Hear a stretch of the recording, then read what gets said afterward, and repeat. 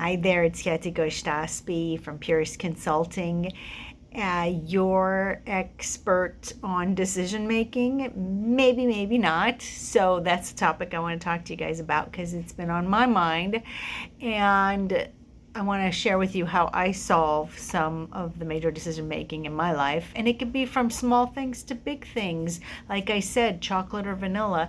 But what happens is we expend so much energy trying to make the right decision because the perfectionist in us comes out that we tend to exhaust ourselves and then we second guess ourselves on the back end.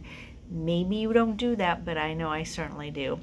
So here's what I do. When I'm faced with a decision, I sit with it for a while. I don't make a decision right away unless it's an emergency where, well, that's a whole different scenario we can talk about later. So step one is sit with the decision, sit with the concept. Step two for me is to tap into my inner guidance. What does my gut tell me is the best thing to do about this? Not your head, your inner guidance that comes from your gut or from a space that's more about what does it feel like to have made that decision? Which leads to step three. See yourself 6 months from now. You've made either decision A or B. You've either chosen chocolate or vanilla.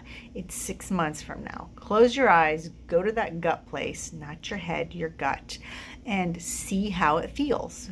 I have chosen vanilla. It is 6 months from now. How do I feel having chosen vanilla? Does it feel good? Does it feel bad? Should I have chosen chocolate? How does it feel? Now close your eyes again, extrapolate out 6 months, and this time you've chosen the other option.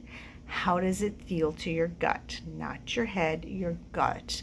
Do you feel happy with the decision? Does it feel like it's comfortable? Are you seeing the results around you from the decision? Yes, I know this requires you to use some imagination, but you've got this. You can handle this.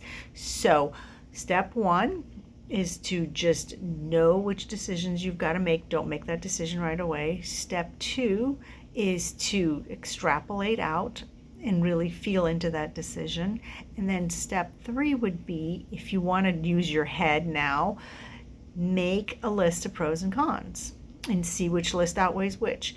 Don't let that list override what your 6 months told you to do. Your 6 month step two told you to do. Combine them into step four, knowing what? Knowing you can always change your mind on another decision, not on this one. Don't go back and forth. It'll drive you nuts. Let me tell you, I know. And there's never a wrong decision. Every decision you make is the right decision for you in that moment. Trust that. Trust your guidance.